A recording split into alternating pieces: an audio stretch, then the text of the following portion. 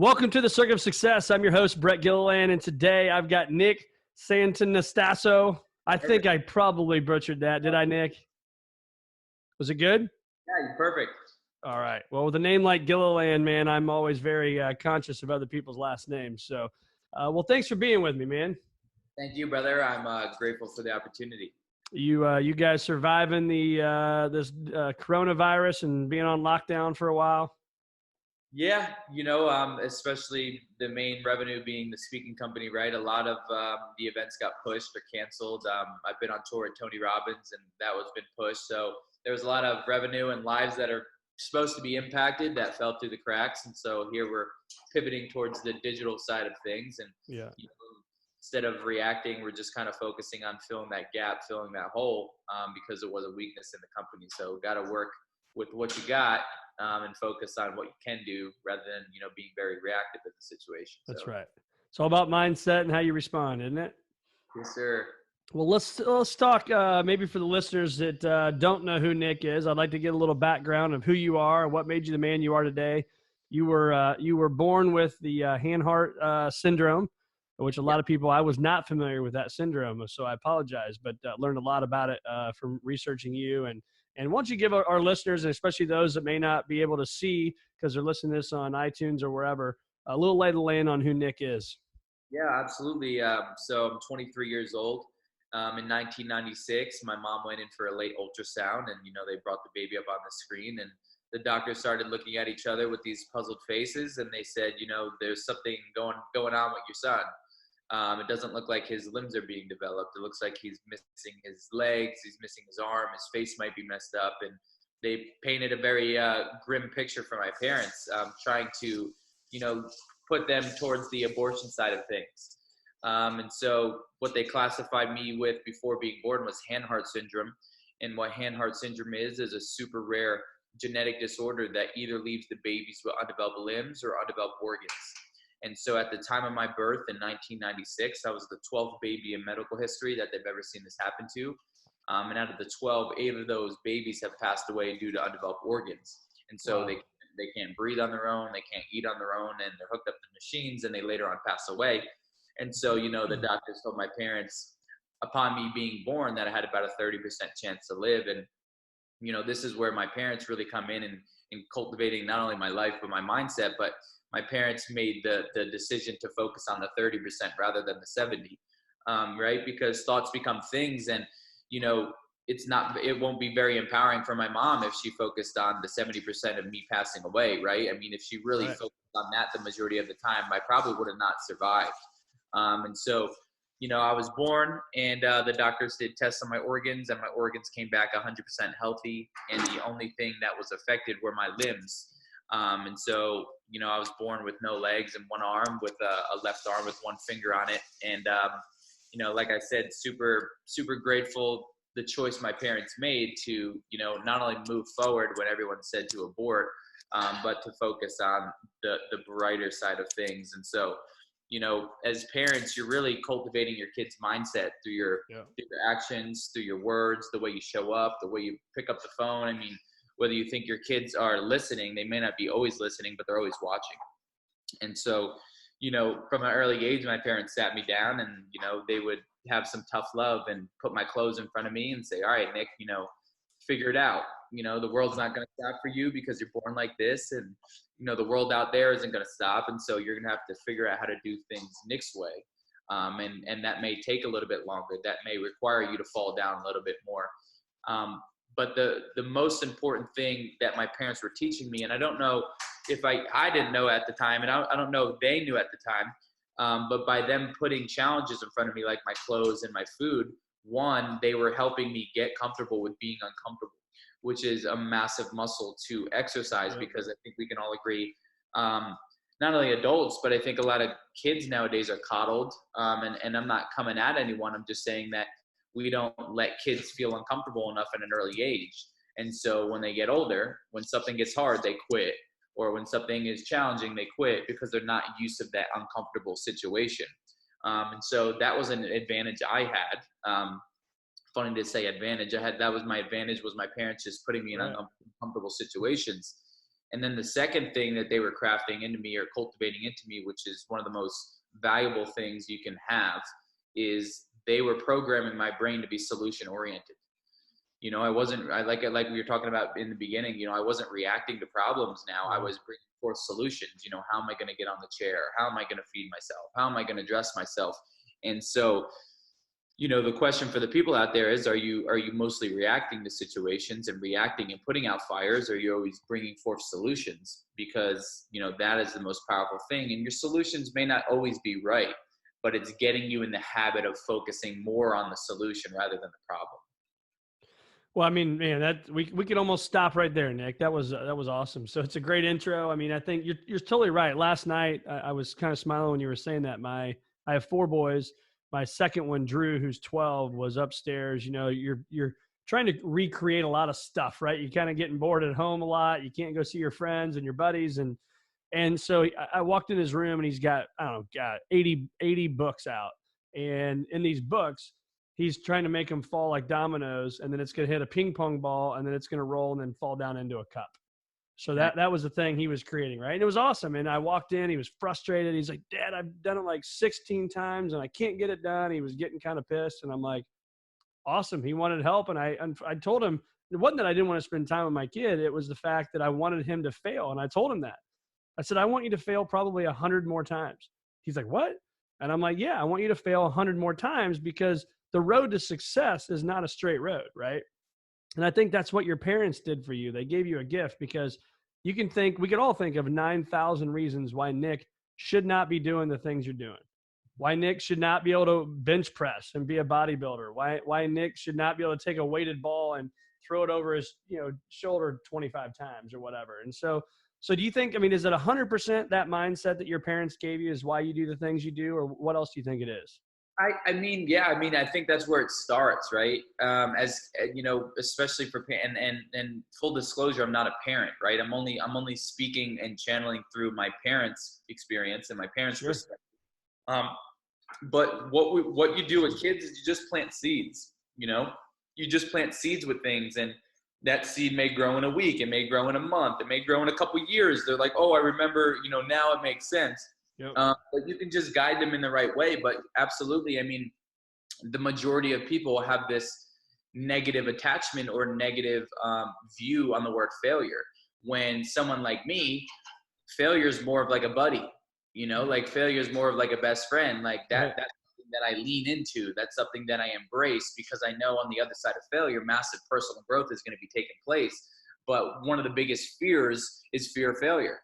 People don't start businesses. People don't chase their dreams. People, don't raise their hand in school because fear of failure. They don't, what are people going to think of me if I'm not perfect? What are people going to think of me if I don't get that question right? Or what are people going to think of me if my business plan doesn't go the way I want it to go? And, first, it's selfish, right? Because you're more focused on yourself and what other people are going to think of you. But you're basically putting other people's needs or other people's focus higher than your dreams, or higher than the things that you want to pursue, because you care more about others, what they will think of you if you fall down, than what you care about yourself. And so my attachment to failure is more of like a buddy. It's something that I lean into. And when I see failure, it's a time for me to grow. And it's actually the only time to grow, I feel as if, because if life was all wins, it'd be a very boring life, and we wouldn't know how to grow because we're perfect at everything. And so I think, life in itself, that's the juice. The contrast is really the negative, or the failure and the success. But yeah, I think people need to lean into that, and not feel less than, or not feel embarrassed when you fail, because I'd much rather be in the trenches. I'd much rather be on the field than on the sideline, making fun, or on the sideline saying, oh, I hope, I wish, I don't have the resources, all these things. I'd much rather be pursuing something that I enjoy, falling on my face a million times, and trying to build something I'm not. Right. Well, I always ask the question on this show is, how many of the fears you put in your mind actually have blown up to the magnitude you put them in your mind to be? Right. And so when you think about that, how many of those fears have actually come true for you? The fear. Yeah. I mean, the first thing that comes to mind, I had a massive fear of water. I almost drowned as a baby. I fell into a pool. And so I had a massive fear of water. Yeah.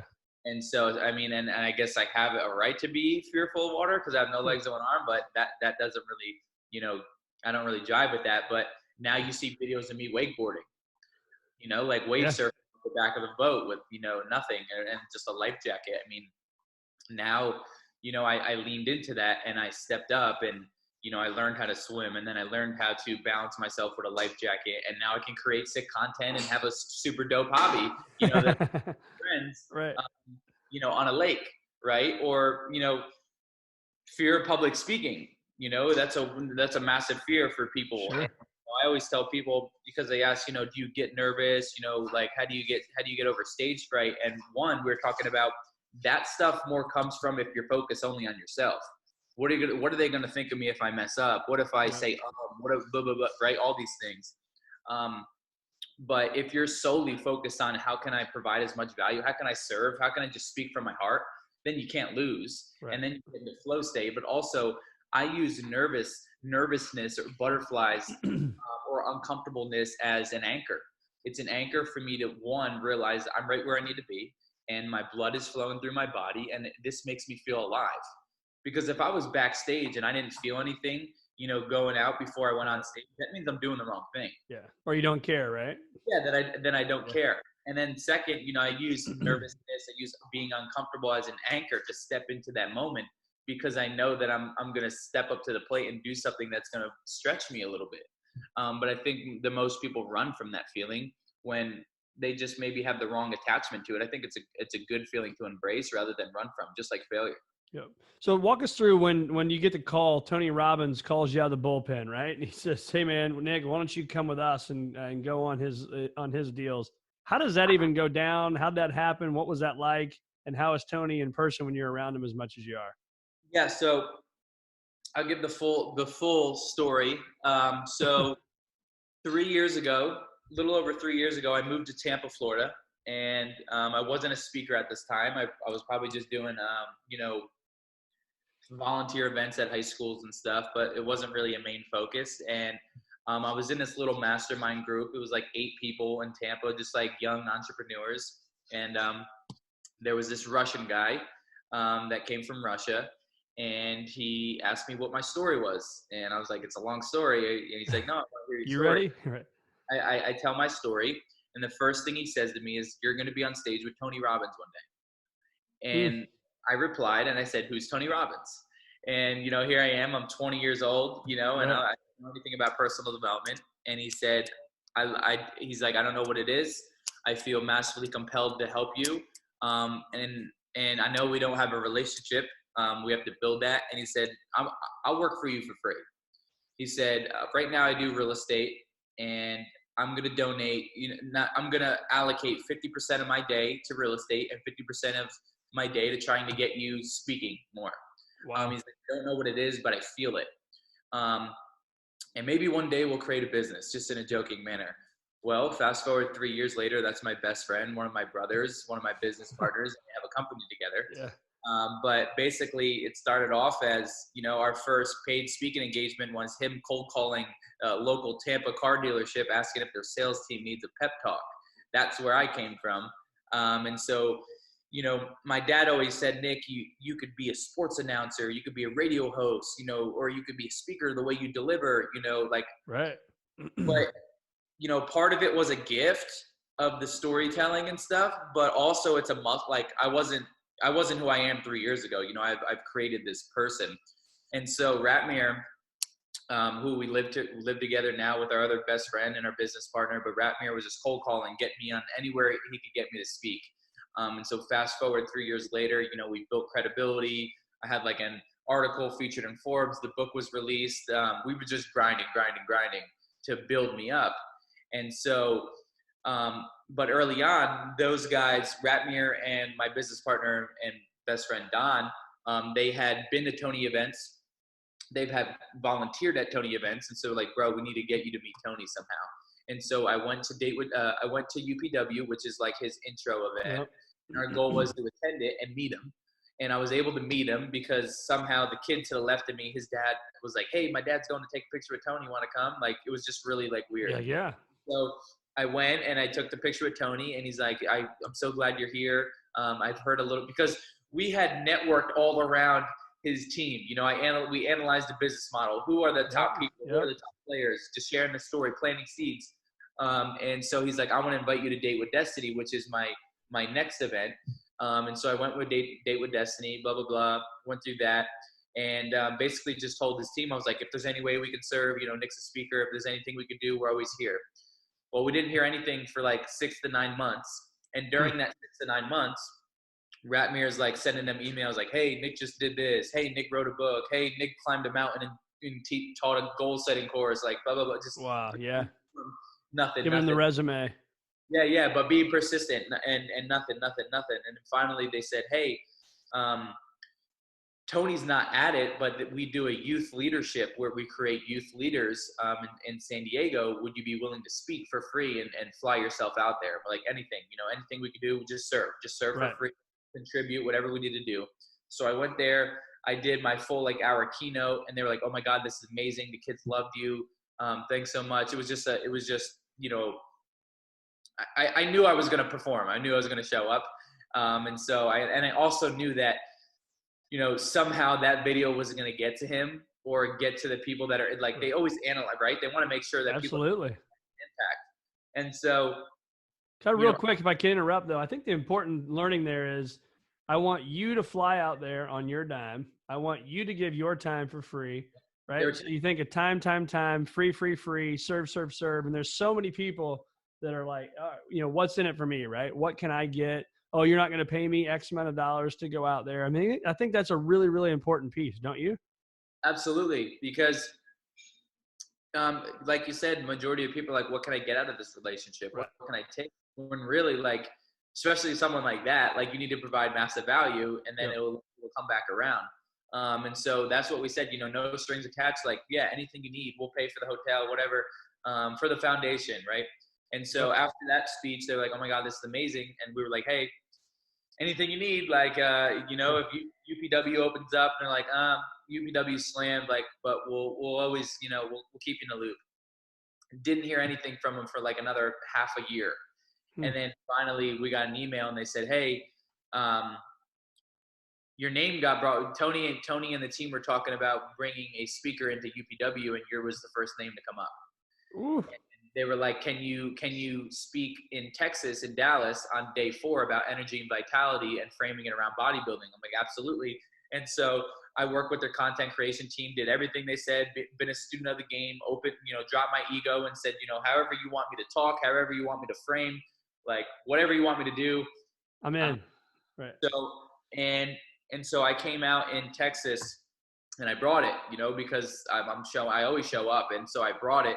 And I also knew now that I'm on the UPW stage that Tony's definitely going to see this video. And so, you know, I went out, I'm hyping up the crowd. I analyzed Tony. I know everything, you know, I know how to have the crowd call back to me. Like, I know it all. Right. And, you know, they were super impressed with that. And they're like, oh my God, this is amazing. And, you know, I think it was like 2 weeks after, they were like, hey, Tony saw the video. He's blown away by not only your speaking, but how much energy you bring to how much the crowd responds to you. He wants to know if you can speak on day 1 of UPW, which only Tony speaks on day 1. He doesn't let any speakers speak. And the reason why he picked you is because he's absolutely certain that you can keep the energy just as high as if he's not on stage, which is a compliment.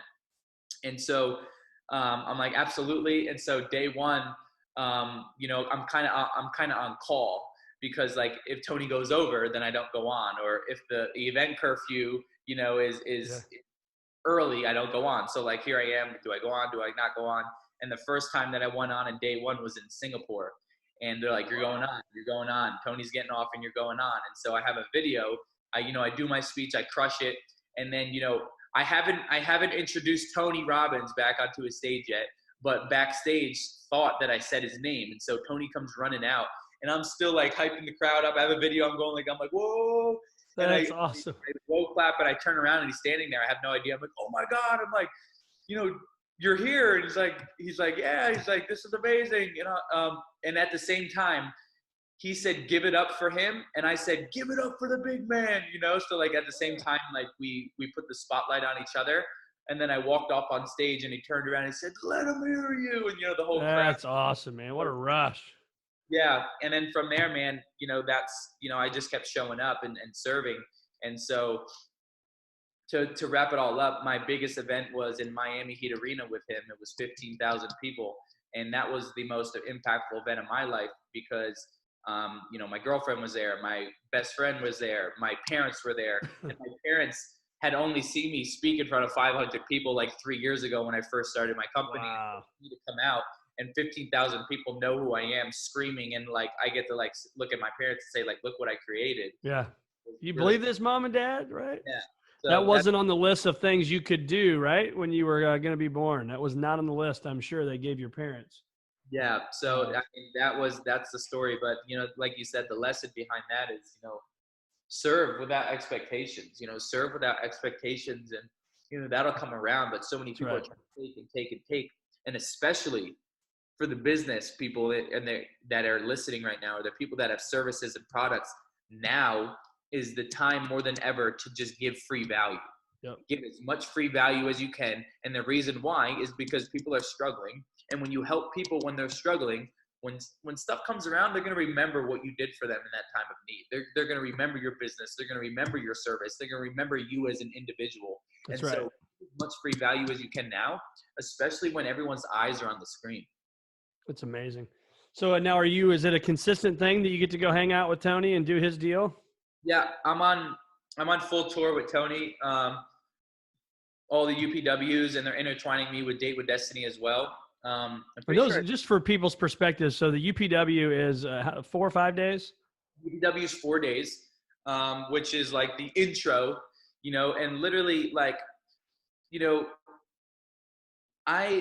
whether you like Tony, whether you don't like Tony, there isn't a human being on earth right now that can captivate a crowd for 13 hours straight.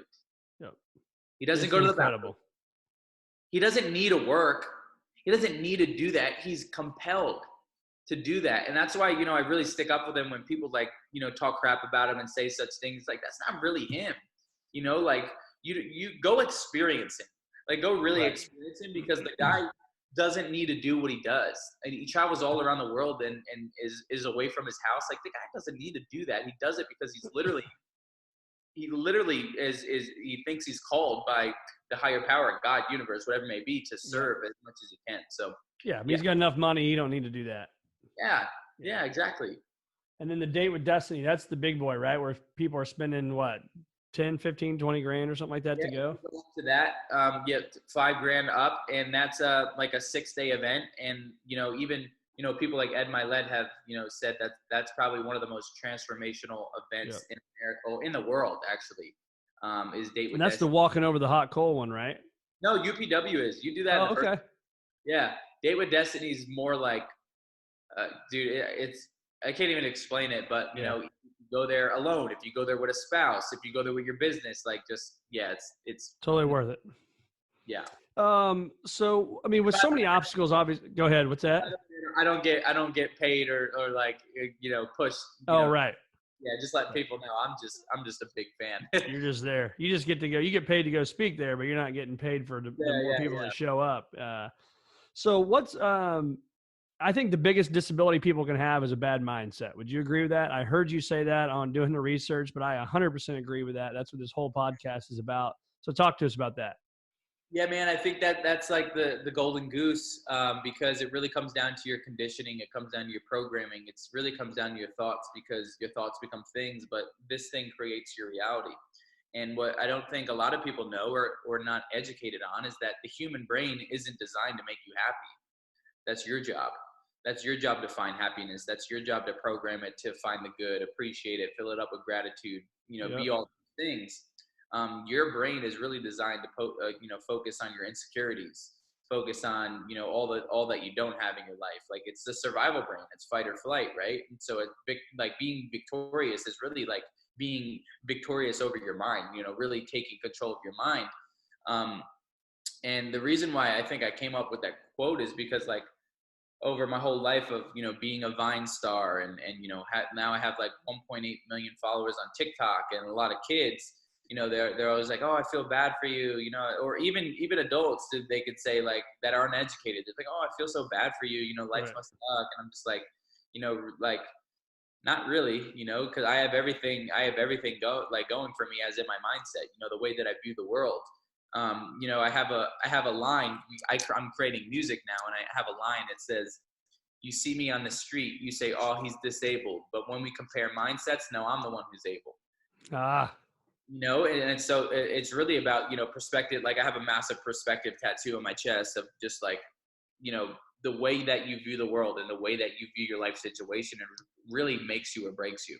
that's right. I always tell people, I can wake up every day and focus on the fact that I'll never be a professional soccer player, or I could focus on the fact of I can focus on my individual strengths and how I can harness and be a gift to myself and others.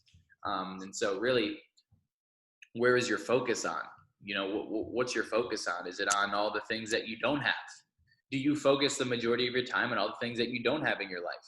Or do you focus on the things that you already have and can appreciate? Do you focus on the media and the negativity? Especially during this time. I mean, people don't even know that when you're in a fearful state, that drastically lowers your immune system. Right.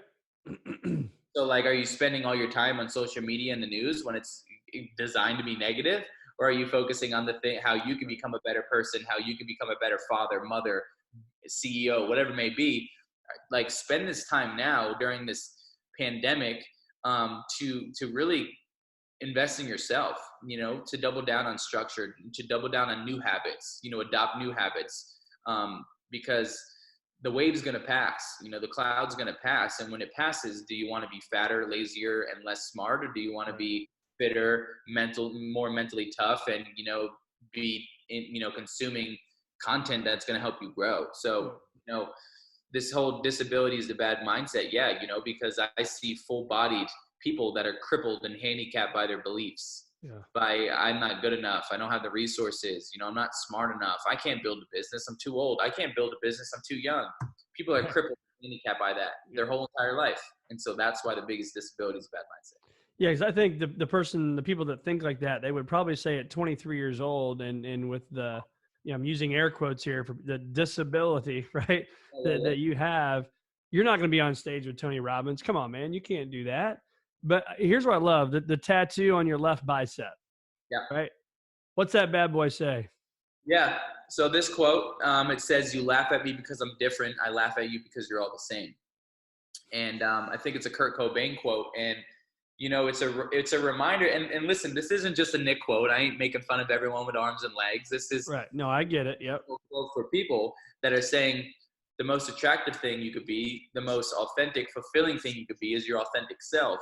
And the reason being is because when you're your authentic self, there's so many reasons why being authentic is important. I mean, first, like, being authentic, like, I pride myself on authenticity. I share stories that most people probably wouldn't share if they had them, because I know that they can impact people, and I know that it helps connect people, and I know that it helps, really pierce the barrier of their perspective. I also know that being authentic and transparent with your clients and your customers, they want to treat your clients and customers like family. They want you to be authentic. They want you to be transparent. They want you to just show up and want to serve. If you're authentic and transparent with your employees and your business partners, then, problems really don't blow up, because the communication is key. You're always being transparent about your feelings. Are you pissed off, angry, whatever it may be? Like, problems become massive problems when they get boiled up, and it's not good for you. It's not good for me. And so let's just communicate authentically what's going on. And then the other reason is because when you show up authentic and transparent and genuine, you're going to attract the right tribe. You're going to attract the right people that love you for you, and they don't love you for this fake persona that you put on. Right.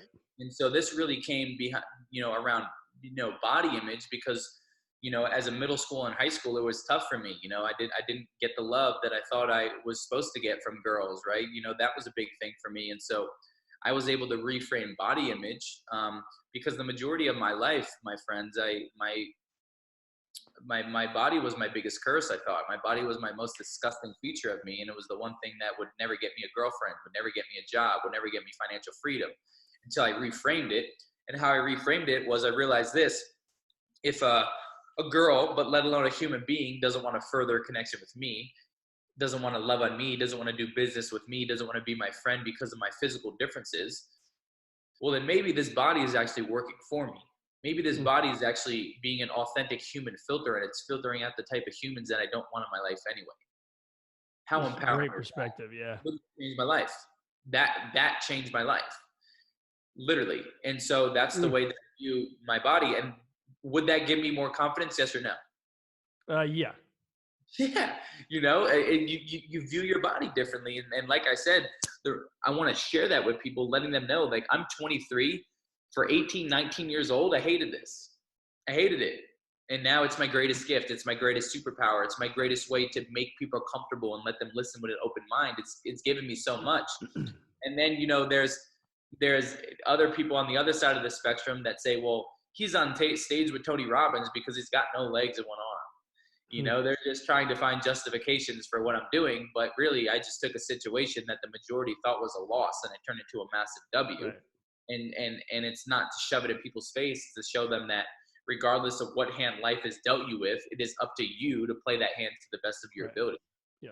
Yeah. Because there are other people that have the same situation, maybe not the exact same as you, but you can go one of two directions with this, right? You could be a drug addict sitting in the fetal position somewhere feeling sorry for yourself, or you could be on the stage with Tony Robbins. Right. And and in my opinion, it's a choice, man. I got to tell you, it's funny. I was showing my kids your Instagram page, and they saw a picture of you and your girlfriend. They kind of looked at me, and you get my oldest one, Max. He's almost 15. He said, and that guy must have some game. It was pretty awesome. It's just kind of what's that? Well, I was asking her if she heard that. Oh, did she hear it? Yeah. I don't know. I think she's outside with the dog. But I have to ask her. But no, it was hilarious because I'm not thinking that way. I'm just scrolling through the pictures, and he sees your girlfriend. I think it's funny, and I think that was great for him to see that, because he's like, well, I can do that. Right. Or like, as in the possibilities of, I could have a pretty girlfriend, if this guy, I can, right? Because, and that's something that I'm going to create a product on, or a service on, is like really showing guys that it's presence.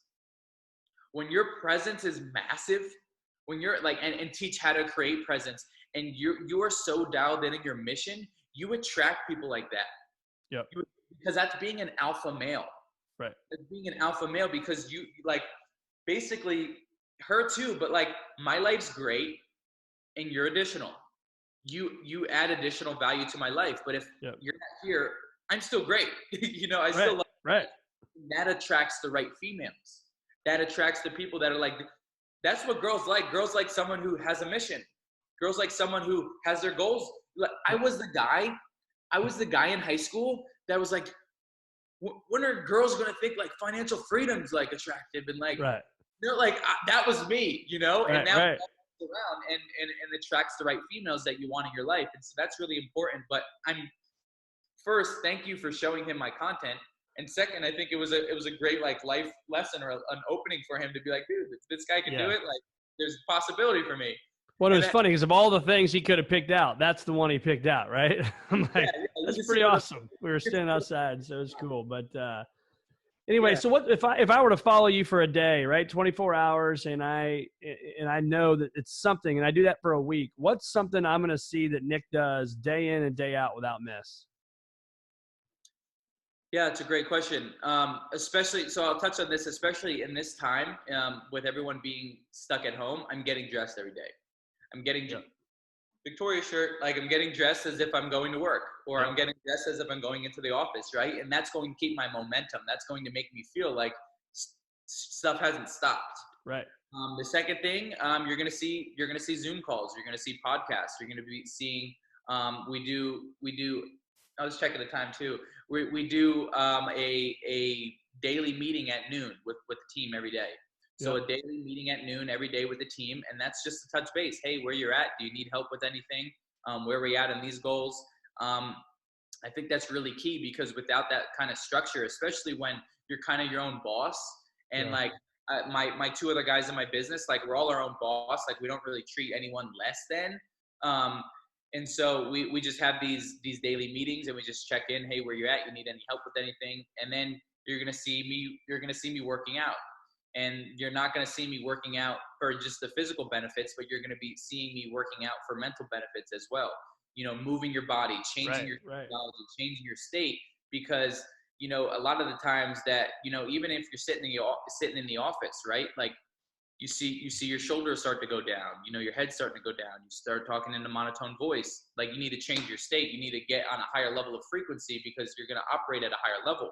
And so another tip that everyone can implement is, while you're sitting at home or while you're working at the office, just schedule like a 15-minute, 2 to 3 15-minute windows where you're doing push-ups or you're doing some sort of activity. Get your body moving, go outside, because that's going to change your state and have you operate on a higher level. It's like a recharge. 100%. You're going to see me getting my body moving. And then that's probably, if I can interrupt real quick, that's probably been the biggest learning for me, is I've been as productive as I've ever been throughout my day with all this stuff, doing Zoom calls, whether it's conference calls with clients, advisors, whoever it may be, but yet I'm getting more exercise in periodically throughout the day, right? A 2-mile walk here, a mile run here, some push-ups or whatever here. And you're doing it. And I agree. I mean, it's 100% of how we're responding to this. This is going to be a game changer, I think, for how we all go forward doing business. Would you agree with that? I would agree with that. And I would say this is going to wean out a lot of people who aren't about it. Yeah, I agree. This is always either going to make your blade more dull, or is it going to make your blade more sharp? So that's what I really want to, the message that I'd like to get through right now is, like, who do you want to be on the other side? Like, I'll give you, full transparency on me. I'm learning sales copy. I'm learning writing emails and writing email scripts, and I'm going to film more lessons for my Junior Victorious thing. And I'm learning about a teleprompt. Like, I'm learning about things that on the road, I don't have the time to learn about. So this actually gave me a greatest gift of, like, for us to be home in one centralized location and focus on the weaknesses in the business. But now is not the time to chill. Now is not the time to sit around in the sweatpants for multiple days, especially if you have kids, because your kids are going to see that and they're going to say, well, look at mom and dad slowing down. I think it's okay to slow down. Yeah. And so what is the example? And the real question is, like, who do you want to be on the other side? Like, who do you want to come out on the other side? And my hopes for you, my blessings to you, is that you'd want to come out, your blade sharper, your mind sharper, your physical body sharper, and with new skills that you didn't have the time to learn while you were going to day-to-day work. Well, it's funny you say that, because I've been asking people over the last 3 or 4 weeks, if you knew you had 2 or 3 or 4 weeks at home where you weren't traveling, you weren't doing any business, you weren't going to kid events, what would you create in your life? Right. And you've got that answer, right? And I hope that people listening to this, they can hear that question and really think about it, right? Spend time slowing down, thinking about it. What can you create in your life if you got the next month at home, right? It's April, what is today? April 8th. Yeah. We got at least another 3 weeks at home. You can do a lot in 3 weeks.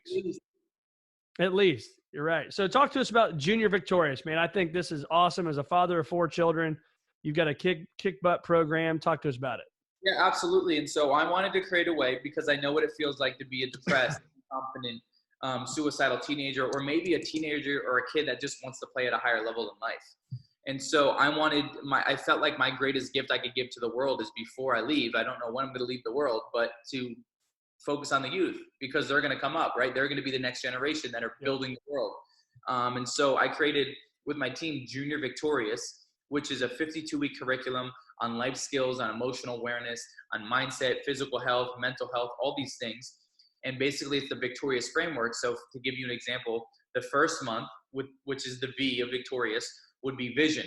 It'd be vision themed. So in that whole month, every Sunday a video rolls out to the kid. So that whole month, by the end of that month, that kid's going to know why a vision is important to them, why a compelling vision is important, how can they cultivate and create a vision for their lives and what they want out of the program and their lives, and how can they communicate efficiently that vision to others, like their parents or like their teachers and whatnot. And so basically they'll go through this whole entire framework, which flows. I brought in an expert that, does curriculum for kids for 9 years.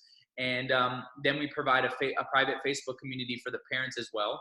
And every week I go live in the private Facebook community for the parents, and I bring in special guests and thought leaders, but also building a community of parents that can get, other perspectives, because really the massive value there is the collective intelligence of the parents. And then the kids get taught from me, and then they have the option to, you know, pick the group coaching call. So I'll do a group coaching call every week with the kids if they sign up for that. But this is really just more of a way to give my brain to the youth, because, you know, if I knew what I knew at 14, 15, I'd have less suicidal thoughts. I'd have more confidence. I'd be a better wrestler. I'd have all these different things. I'd be playing at a higher level in life. But I'm glad that I went through that, because I was able to, you know, figure out that I wanted to give it to the youth. Right. And this actually came from, you know, also, you know, for the business people out there and the people that are providing products and services, are you falling in love with a product that you're creating, or are you falling in love with your customers' needs and creating a product based off of that? Because I really created this product off, you know, the one thing over the past 3.5 years of me traveling the world, I do meet and greets. And the one pattern that I picked up is people come up to me and say, I wish my kid was here to listen to that. Or can you send a video message to my kid? Or can you coach my kid? And I'm like, oh, okay. People want me to coach their kids. So now I'm the mindset coach, right?